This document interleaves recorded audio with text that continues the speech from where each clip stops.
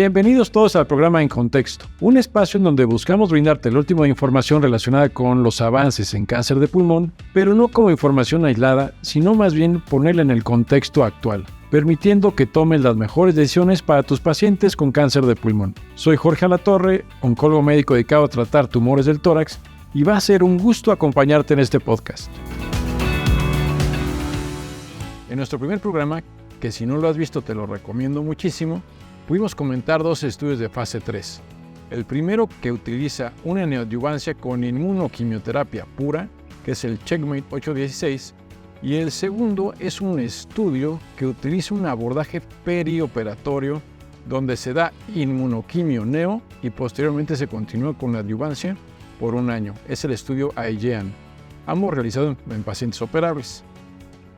En nuestro segundo programa hablamos del estudio NADIM-2, un estudio fabuloso de fase 2 realizado por el Grupo Español de Cáncer de Pulmón en pacientes con etapas 3, donde no solo se incluyeron pacientes operables de entrada, sino que también se incluyeron un número importante de pacientes con enfermedad multiestación, que generalmente son considerados para muchos hacia quimio-radio en la mayoría de centros, pero pues hay cierta variabilidad en eso. Entonces, y aquí obtuvieron ellos resultados realmente muy prometedores. El día de hoy hablaremos de un tercer estudio de fase 3 que se presentó en ASCO 2023 y se publicó simultáneamente en el New England Journal of Medicine, por lo que considero fundamental tocarlo en este programa. Es el estudio Keynote 671, el cual usa también, así como el estudio AEGEAN, un abordaje perioperatorio. A modo de resumen, este estudio ofrece a los pacientes con enfermedad de etapa 2, 3A y 3B por N2 neoadyuvancia con inmunoquimioterapia con pembrolizumab en el brazo experimental y quimioterapia únicamente en el brazo control. Ambos administrados cada 3 semanas, seguidos de cirugía y posteriormente un tratamiento adyuvante con pembrolizumab a 200 miligramos o placebo hasta completar 13 ciclos, prácticamente el año. El resultado es positivo, por lo que queremos comentar algunas particularidades de este estudio en el contexto de lo que ya habíamos también comentado previamente y ver si nos añade este estudio información adicional o si solamente entra un nuevo jugador en el contexto de neoadyuvancia. Y para poder comentar este estudio a profundidad, tengo la fortuna de contar con un excelente médico, amigo e investigador de gran prestigio chileno, el doctor Francisco Orlandi, médico oncólogo, quien se encuentra actualmente laborando en el Instituto de Tórax en Chile. Y pues con su amplia experiencia en ensayos clínicos, pues la verdad es que es un gusto tenerte aquí para poder comentar este estudio. Muchas gracias, Jorge, por la invitación. En realidad es fascinante este momento en la oncología pulmonar, donde estamos cambiando nuestro enfoque y probablemente estamos lidiando con una nueva enfermedad, que es esta, que es operable. Al menos en mi país, solamente el 14% de los pacientes eran operables hace 10 años atrás. En nuestro centro estamos llegando al 21% en el año 2021, plena pandemia. Así que creo que eso y este tipo de noticias nos van a cambiar la manera de mirar el cáncer pulmonar. Y que esta información nos llega como anillo al dedo en un momento donde el screening se está fortaleciendo cada vez más en el mundo, pero particularmente en Latinoamérica. Y algo impresionante es que durante prácticamente 12 años se hablaba en todos los foros de enfermedad avanzada, y actualmente lo que ocupa los lugares principales en el mundo es hablar de etapas tempranas, que ya sea porque estos avances han sido impresionantes, donde podemos curar más pacientes, pero también porque cuando tenemos un paciente en etapa 2, por ejemplo, y pensamos y le decimos que ya se encontró su tumor en una etapa temprana, y el 50% recurren y mueren en menos de 5 años por enfermedad, es un fracaso. Entonces, todos estos avances realmente nos permiten darle mejores opciones a estos pacientes, disminuir ese riesgo de recurrencia y muerte. Y pues bueno, por eso yo creo que estamos en un momento muy interesante.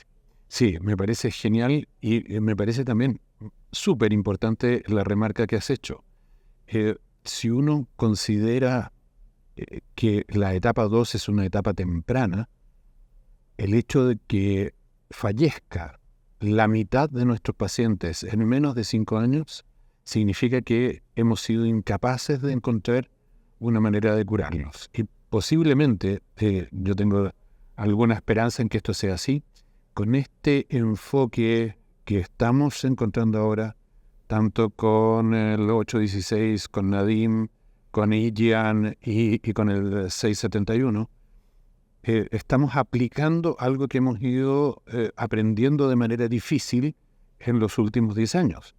Entonces, me parece de extrema importancia ponerlo en el contexto latinoamericano, porque es muy posible que a todos los colegas que nos escuchan les parezca que esto es difícil, pero si han logrado tener inmunoterapia para sus pacientes en enfermedad avanzada, deben entender que el ratio, la relación de costo-beneficio en esta situación es muchísimo más alta, de tal forma que a costos menores, tiempos más breves de tratamiento y resultados mejores, significa que podemos presionar a nuestras autoridades en nuestros diversos países para que esto sea cubierto de forma adecuada en un menor tiempo que lo que hemos tenido que batallar para tener cobertura de inmunoterapia en nuestros países. Completamente de acuerdo. Y yo, lo que se me ocurre ahorita preguntarte es que, mira, tenemos que la sobrevida libre de eventos a 2 años, en este estudio, en el 671, fue del 62% versus 40.6% con un hazard ratio de 0.58. Aquí lo que me gustaría comentar a la audiencia es que son prácticamente resultados calca, son igualitos prácticamente a lo que logró el CheckMate 816 y el estudio IGIAN, tanto en porcentaje de sobrevida a 2 años y en el hazard ratio. Pero llama mucho la atención que algunos estudios no dieron adyuvancia. Y entonces, bueno, particularmente el 816 no dio adyuvancia y los otros 2 son perioperatorios. Entonces, ¿cómo debemos entender esta información si la sobrevida libre de eventos y los resultados fueron prácticamente similares? Claro, a mí me parece que esto nos da una idea de la variabilidad que existe dentro de estas etapas.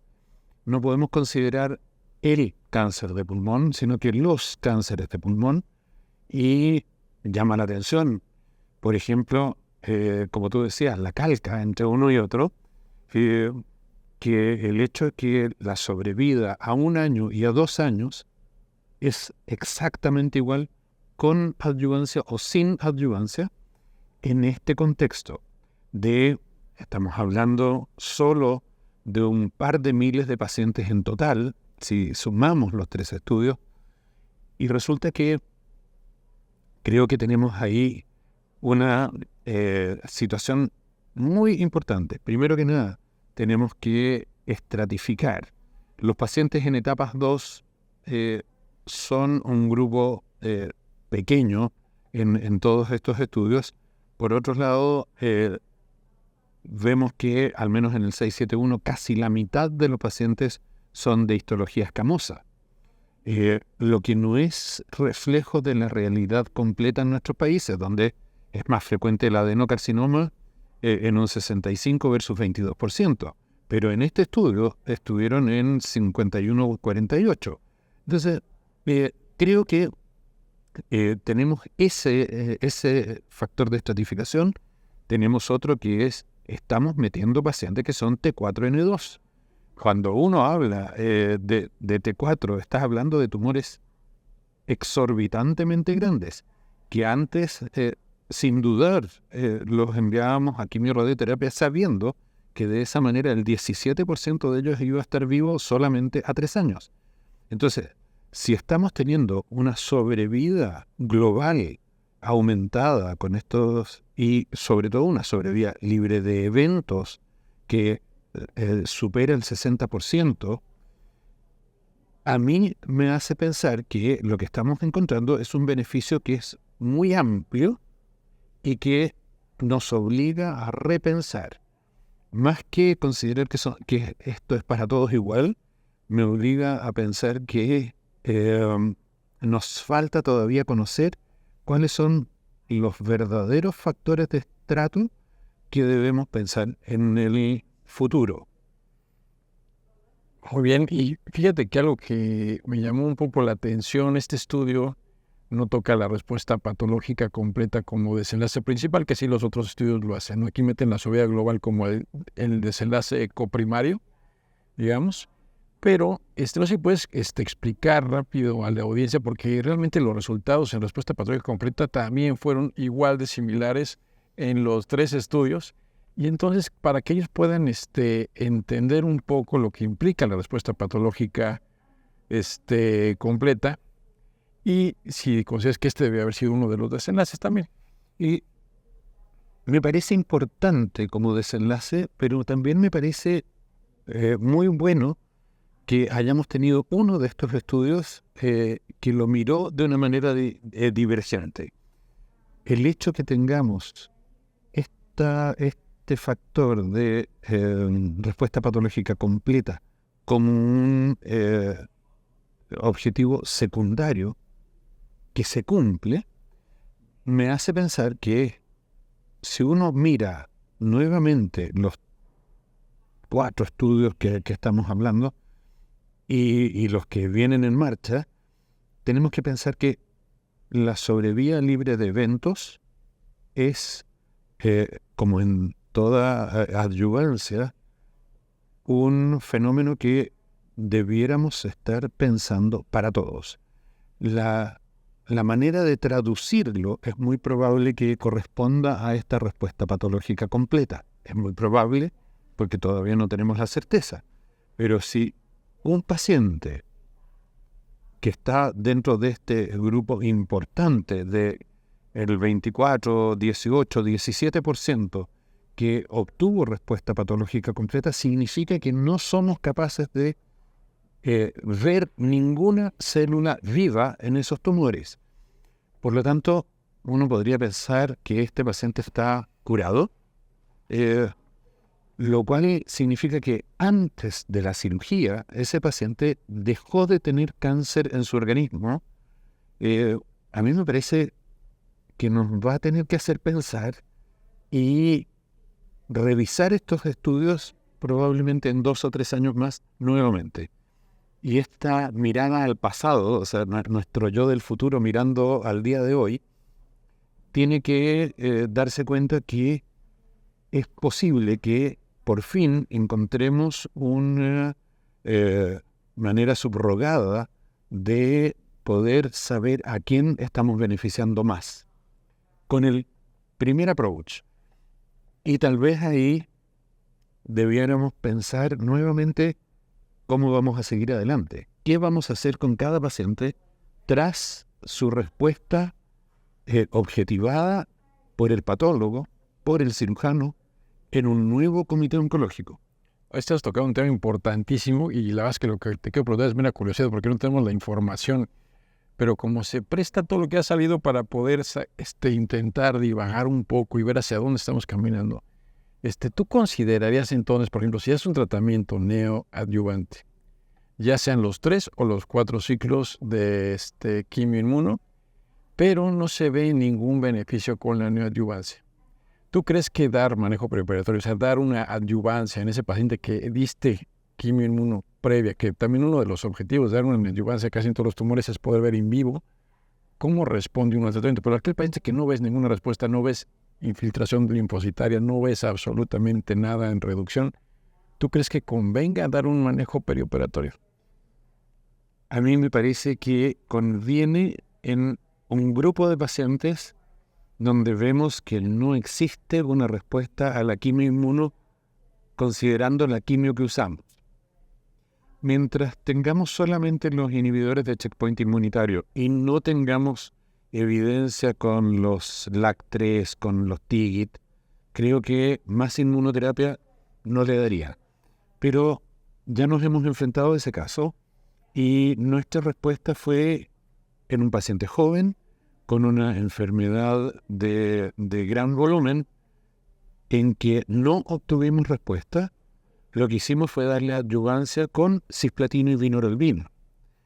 O sea, cambiamos el esquema de quimioterapia suponiendo que tenemos la opción de que en vez de usar pemetrexed, pudiéramos obtener alguna respuesta con la combinación con vinorelbina, que para nosotros es una adyuvancia estándar. Entonces, si bien no obtuvimos respuesta, no hubo una progresión por RECIST, pero sabemos ya que RECIST en esto está funcionando mal. Entonces, si eso se nos enfrenta en un paciente joven, creo que sí, es importante plantearse un cambio de quimioterapia, siempre que tengamos la opción, y darle una adyuvancia con quimioterapia.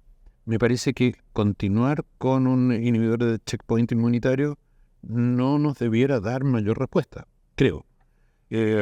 Nuevamente me parece que vamos a tener que mirarnos en 2 o 3 años a ver qué nos ha sucedido.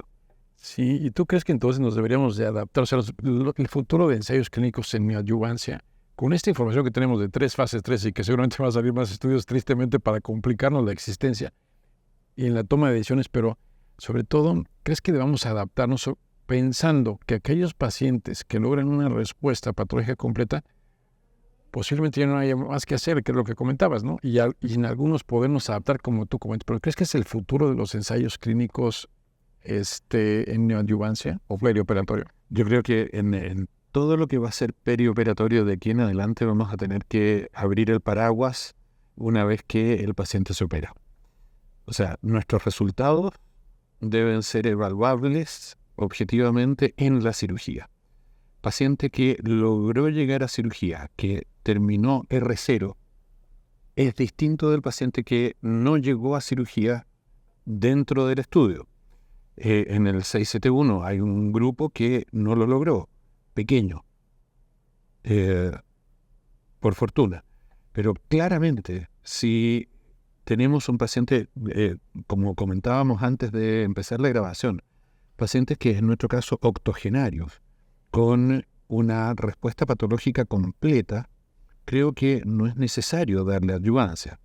Paciente joven que tiene una respuesta patológica que no es buena, o sea, que no está dentro de las respuestas mayores, me parece que debiésemos plantearnos algún tratamiento de adyuvancia. Y esa adyuvancia es muy posible que requiramos otro tipo de inmunoterapia, combinaciones de inmunoterapia. O sea, sabemos ya que así como nivo-ipi o alguna de estas combinaciones de inmuno-inmuno podrían ser útiles en ese contexto. Más aún, podríamos plantear el hecho de usar nuevamente un doblete de platino diferente al que usamos en la neoadyuvancia, con una inmunoterapia diferente a la que usamos en neoadyuvancia, de tal forma de maximizar en ese momento la respuesta. A mí me parece que este es el momento en que debemos ser adaptables. No sabemos la respuesta. Sin duda tenemos que encontrarla. Pero si seguimos haciendo lo mismo y repitiendo estudios, solo vamos a encontrarnos con esto que vemos acá. Que IGN, 671, el 816 son todos iguales. Y sabemos que tenemos que encontrar la solución para el grupo de pacientes que no la están encontrando todavía. Oye, y una pregunta que, bueno, nosotros que estamos en Latinoamérica con diferentes realidades, Chile, México, pero que tenemos muchos amigos que pues en toda Latinoamérica, inclusive, bueno, en España, pero más en Latinoamérica, la situación a veces cambia. Tenemos algunas barreras que tenemos que resolver porque pues a lo que sabemos en mi país hay diferentes sistemas de salud, cada uno complicado en acceso, cada uno con logística diferente y todo. Y algo que le da miedo al médico que hace el diagnóstico inicial, vamos a empezar un cirujano de tórax. Aunque cada vez se han convencido los que ya han probado el beneficio de dar neoadyuvancia, todavía sigue habiendo como un poco de cuidado, precaución, miedo en que el paciente, por cuestiones administrativas, logísticas de instituciones, pueda llevar un retraso que puede variar de 1, 3 a 4 meses en nuestros diferentes países, nuestras diferentes poblaciones. Entonces, me gustaría preguntarte, ¿esto debería hacerse en todos lados, solamente en algunos centros de excelencia donde puedas garantizar esto a un cirujano? ¿Tú cómo ves esto en nuestro contexto? A mí me parece que debemos considerarnos países pobres, que lo somos, y por lo tanto debiéramos hacer lo que una familia pobre, cuidar los recursos. Entonces, si alguien en la familia sabe cocinar, ese es el que cocina y no el que pierde la comida. El objetivo para nosotros es tratar a la mayor cantidad de pacientes. Sin embargo, esto no puede ser confundido con tratarlos en cualquier lugar. Me parece que hay centros en toda nuestra Latinoamérica que son capaces de emular este tipo de esquemas sin ningún problema. Y creo que eso debiera ser un objetivo sanitario común a nuestros países. De manera que se concentre esta patología extremadamente compleja que requiere una solución donde no solo importa el cirujano y su equipo, el oncólogo y su equipo, sino también un medio hospitalario que incluye desde la anatomía patológica, kinesiología, unidades de cuidados intensivos, que sean capaces de lograr que estos pacientes se prehabiliten a tiempo, reciban el tratamiento de neoadyuvancia en tiempo y forma y que en ese intertanto estén en el manejo de prehabilitación adecuado para llegar a la cirugía en sus mejores condiciones. Creo que es una oportunidad para demostrar responsabilidad pública. Creo que muchas veces los médicos pecamos de ser niños con juguete nuevo, que queremos todos tener lo que el vecino tiene. Cuando realmente en esto se requiere un equipo quirúrgico potente, donde no se amilanen en el momento de la resección. A nosotros nos sucede en nuestro instituto que el equipo está formado por gente que hace trasplante, lo cual nos permite tener gente extremadamente capaz de resecar cosas muy difíciles. Y eso nos permite a nosotros hacer la neoadyuvancia y lograrlo en tiempo. Creo que es muy importante que esto tiene que tener el filtro de la responsabilidad en términos que esto funciona siempre que la quimioinmunoterapia sea hecha en el momento adecuado, a ciclos adecuados y que en el momento quirúrgico no puede estar más allá de las 8 semanas después de que tenemos el final del tratamiento. En el 671, por ejemplo, ellos, que es un multicéntrico, muy multicéntrico, si uno mira el anexo, hay lugares remotísimos que hicieron esta historia. Creo que ellos, por ejemplo, dieron entre 4 y 12 semanas de timing para entrar a la cirugía. A mí me parece que esas 12 semanas es excesivo. Y creo que 8 semanas es el máximo que nosotros debiéramos pensar en nuestros países pobres. O sea, si no podemos hacerlo, no lo hagamos. Entonces, si hay alguien en nuestro entorno que es capaz de hacerlo, derivémoslo. Creo que el que tengamos centros que tratan de hacer de todo es lo que nos lleva a no hacer nada bien. Muy bien. Oye, y también se presentó algo interesante en este estudio, que sí creo que es importante como comentar, ¿no? Que tiene que ver con algo que te gusta a ti, un tema que te gusta a ti, que es el de los EGFRs. O sea, se presentó 14 pacientes, que es un grupo microscópico de EGFRs en el forest plot del 671, pero se mostró como que hay un beneficio. Generalmente, pues por lo que tenemos de información en avanzado son donde no hay fumadores, cargas mutaciones tumorales bajas, tumores fríos, o sea, todo como para predecirnos que no funcionan en avanzado. Pero aquí, en un número chiquito de pacientes, dice como que puede funcionar la estrategia de inmunoquimio. Y pues la verdad es que tenemos muchas dudas en ese grupo. Entonces, muchos que vean el 671 van a decir, pues se podría intentar, o sabes que no, mejor lo metemos al Neoadaura, porque ahorita muchos centros en Latinoamérica están llevando Neoadaura, tú lo estás llevando en Chile. Entonces, ¿qué debemos de hacer cuando nos enfrentamos a un paciente en etapa temprana y y tenemos que buscar una estrategia? ¿Conviene dar inmunoquimio o mejor buscar una estrategia como Neoadaura o hacer algo? A mí me parece que con 14 pacientes no sería capaz de hablarle a nadie en términos de recomendar algo. Más aún, el 68% de los pacientes tienen un EGFR desconocido.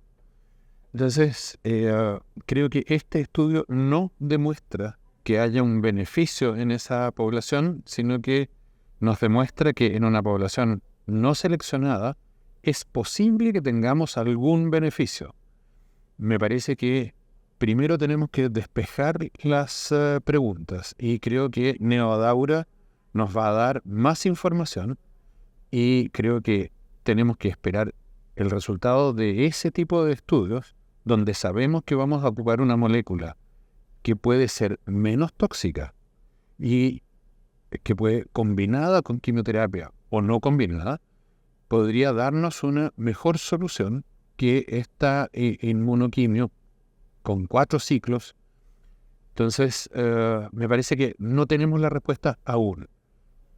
Sin embargo, creo que en un paciente joven que tiene una etapa 3B en que tiene un EGFR positivo, yo lo primero que haría es ponerlo en el Neoadaura.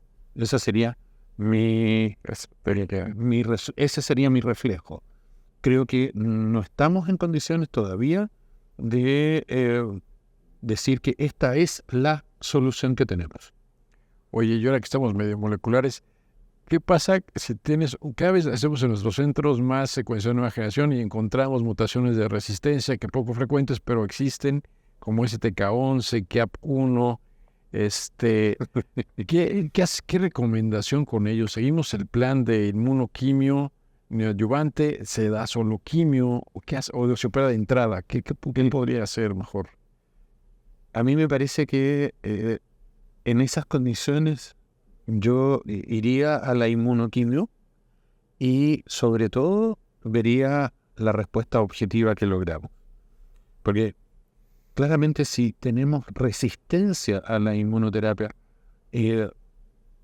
o no es ese el camino de resistencia que tienen las células tumorales, vamos a tener que plantear en una nueva reunión multidisciplinaria qué vamos a hacer con ese paciente. Porque si tiene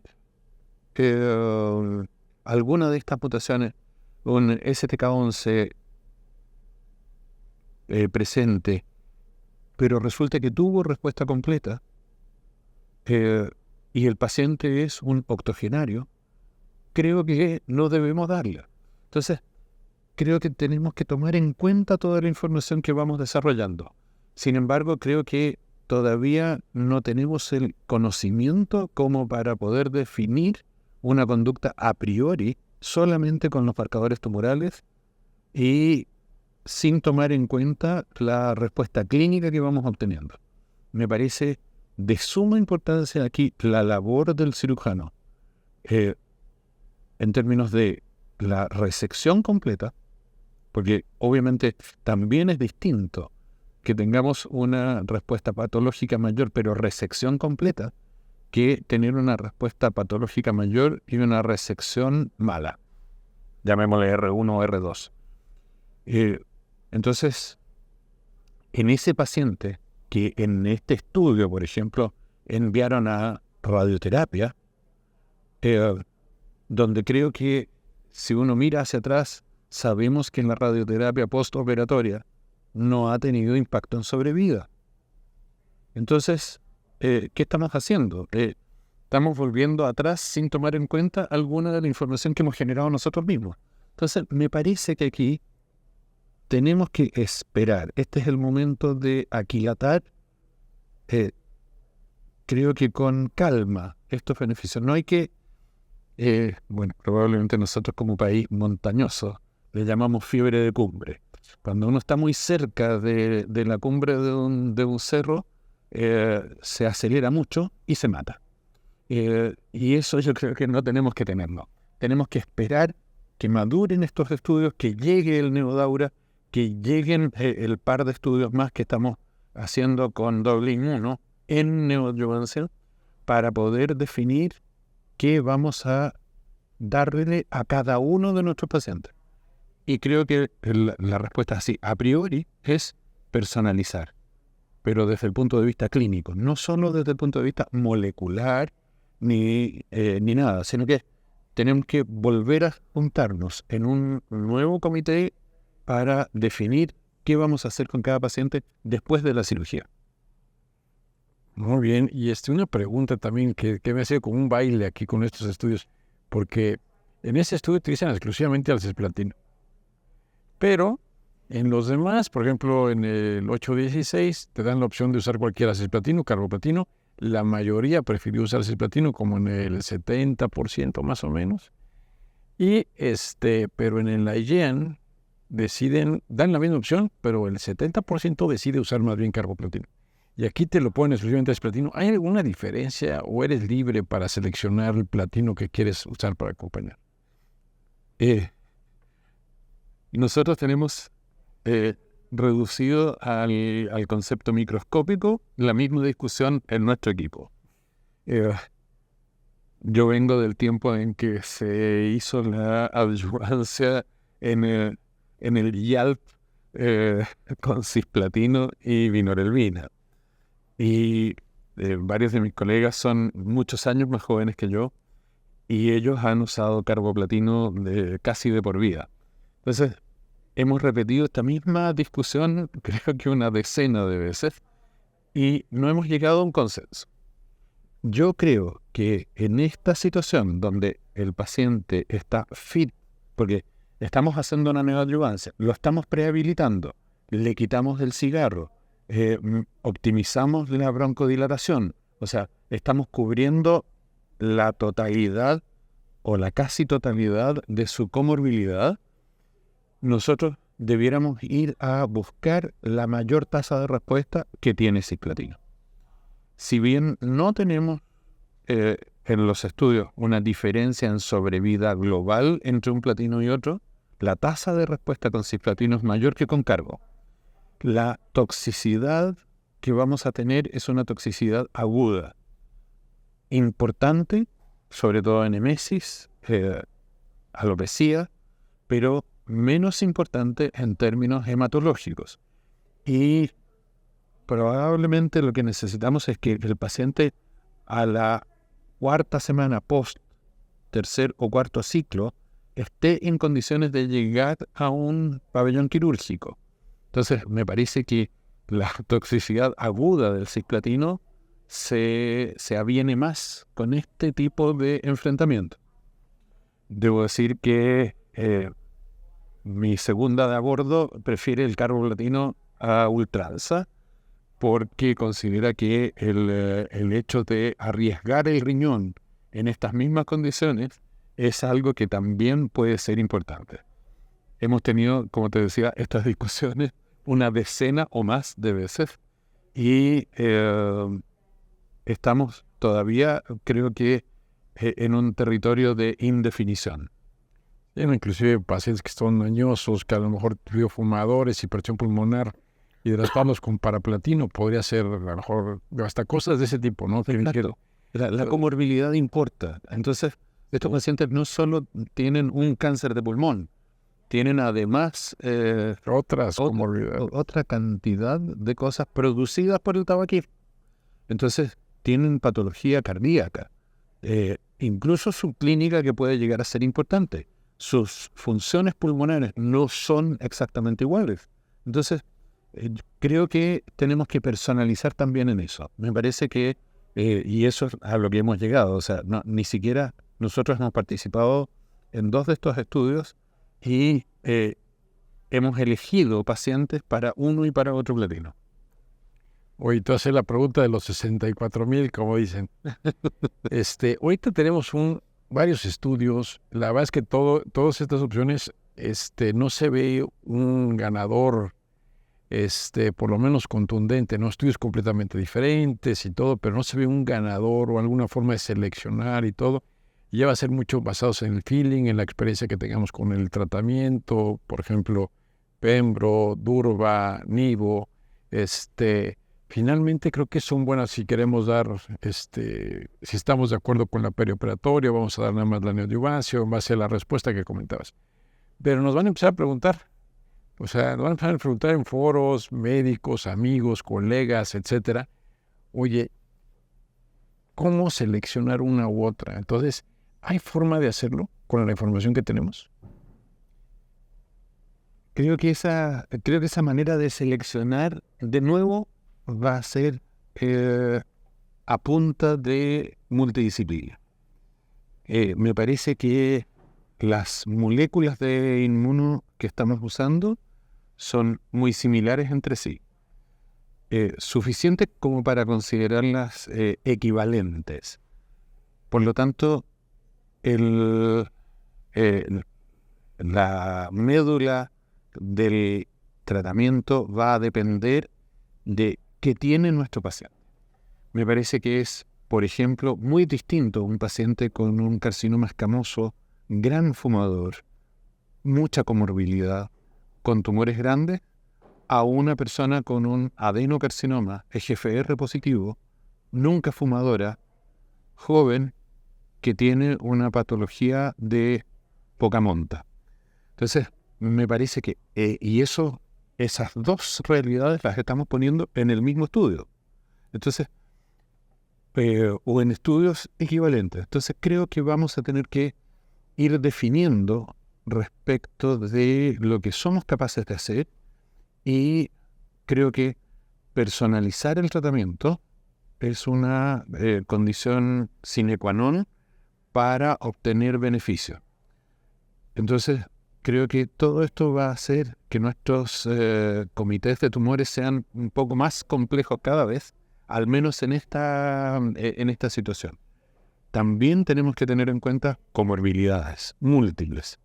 En Chile, más del 30% de la población sigue fumando. O sea, el 31% de la población fuma. Pero el 45% de la población es obesa. Entonces, tenemos un país de fumadores gordos, malos deportistas. Si nos comparamos, es algo fácil de ver. No somos el país de los deportes. Y sin duda alguna, estamos teniendo un tipo de vida que impacta en la calidad de lo que vamos a poder ofrecerle a nuestro paciente. Entonces, me parece que aquí un paciente en cada centro va a tener que tener un enfrentamiento que corresponda a lo que ese centro puede dar mejor. Y por otro lado, creo que los centros que no sean capaces de hacer multidisciplina deben abstenerse de hacer este tipo de enfrentamiento. Oye, Francisco, pues muchas gracias. Como siempre, un placer estar contigo en este programa. Y pues que has compartido toda esta información conmigo y con la audiencia. Información muy valiosa. Y pues no sé si tengas algún mensaje como para cerrar, digamos, este programa que consideres importante para los que nos están escuchando. Me parece que el mensaje más importante es que tenemos que pensar en nuestros pacientes con cáncer pulmonar como en pacientes que son plenamente recuperables desde el punto de vista personal, social, laboral, y eso debe impactar en nuestra lucha contra la enfermedad y contra la burocracia. Pues muchísimas gracias. Yo soy Jorge Alatorre y nos vemos en el siguiente programa de En Contexto.